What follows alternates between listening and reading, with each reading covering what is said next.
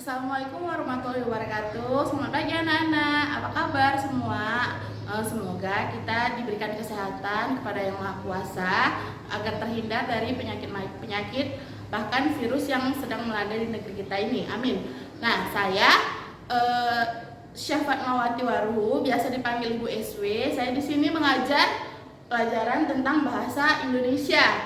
Nah, sebelum kita mulai, ada langkah baiknya kita berdoa dahulu ya.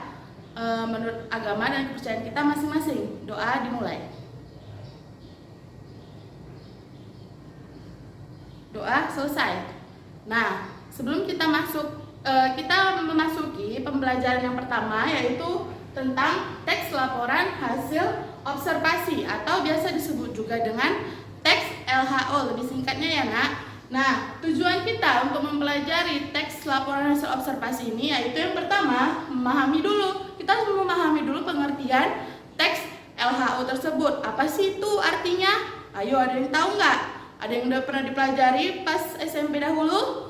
Nah, yang kedua, kita memahami struktur-struktur isi yang ada di dalam teks laporan hasil observasi. Oke, lanjut.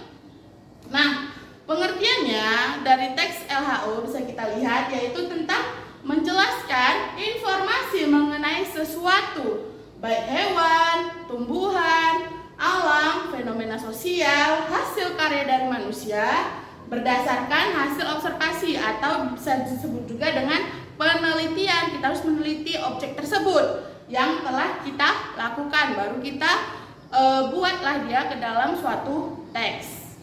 Selanjutnya, ciri-cirinya yaitu yang pertama, kalau teks LHO itu harus dia bersifat objektif dan global. Maksudnya objektif di sini kita harus menjelaskan satu objek satu aja, cukup satu, jangan kita membahas yang lain-lain. Kenapa global? Global berarti harus semua orang tahu kalau yang dibahas itu adalah sesuatu yang diketahui orang banyak. Nah, yang kedua, dia berdasarkan fakta, berarti kita kalau mau meneliti harus dia benar-benar buktinya itu nyata, tidak mengada-ngada. Itulah maksudnya tadi dari ciri-ciri yang kedua, yaitu berdasarkan fakta. Yang ketiga, disajikan secara menarik. Kenapa Bu disajikannya secara menarik? Agar si pembaca membaca teks kita itu tidak merasa bosan. Jadi kita buatlah dia secara menarik. Yang keempat, tidak adanya opini atau dugaan. Berarti kalau tidak adanya opini ini berarti kan kebalikan dari nomor 2 ya nak ya.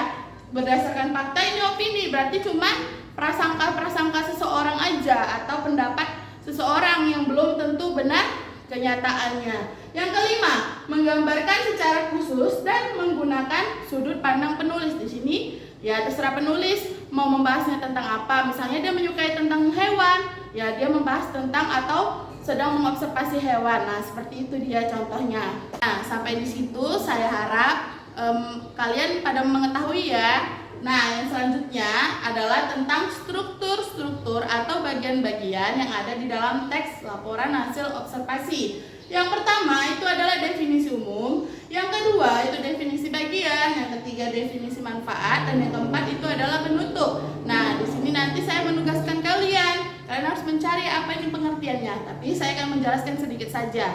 Nah, biasanya di definisi umum ini adalah pembukaan. Nah, pembukaan ini biasanya berarti ada di paragraf pertama. Nah, selanjutnya definisi bagian. Nah, ini secara umum ya, biasa teks LHO ada 4 ini. Tapi kalau misalnya ada teks LHO yang tidak ada misalnya definisi bagian atau manfaat, itu tidak apa-apa. Setelah itu, yang kedua definisi bagian ini biasanya dia mengklasifikasikan atau menggolong-golongkan objek yang akan dibahas.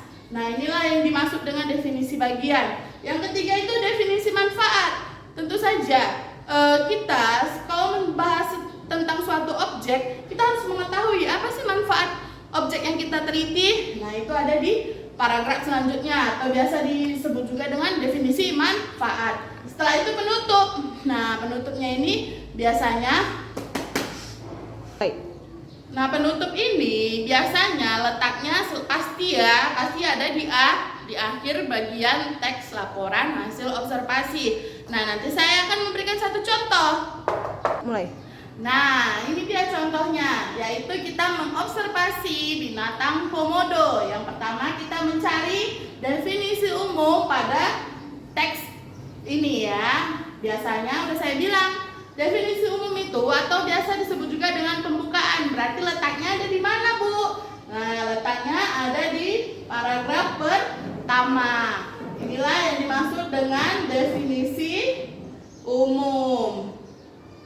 Nah, ini letaknya biasa ada di pertama. Dia menjelaskan dahulu, komodo itu hewan apa sih? Gimana bentuknya? Nah, itulah dia definisi umum. Yang kedua, dia definisi bagian. Nah, coba lihat di definisi bagian, biasanya letaknya ada di paragraf kedua. Berarti di sini dia.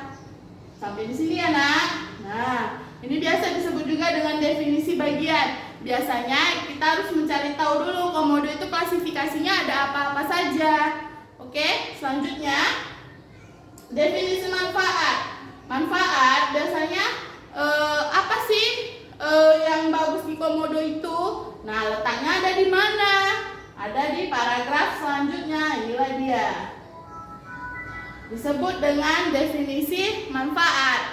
Setelah itu penutup. Udah saya bilang kan, penutup letaknya ada di akhir paragraf. Berarti isinya berada di sini ya.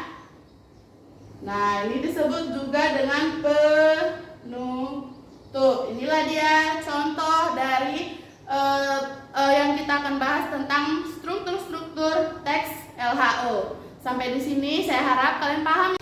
Nah, setelah saya membahas ini berarti sudah selesai ya pembahasan kita tentang teks LHO yang pertama. Nah, jangan lupa juga kerjakan tugas yang akan saya berikan kepada kalian tepat waktu ya, Nak ya. Sampai di sini dulu pembahasan kita hari ini. Semoga bermanfaat untuk kalian. Sebelum kita tutup, marilah kita berdoa dahulu. Doa dimulai. Doa selesai. Sampai jumpa lagi.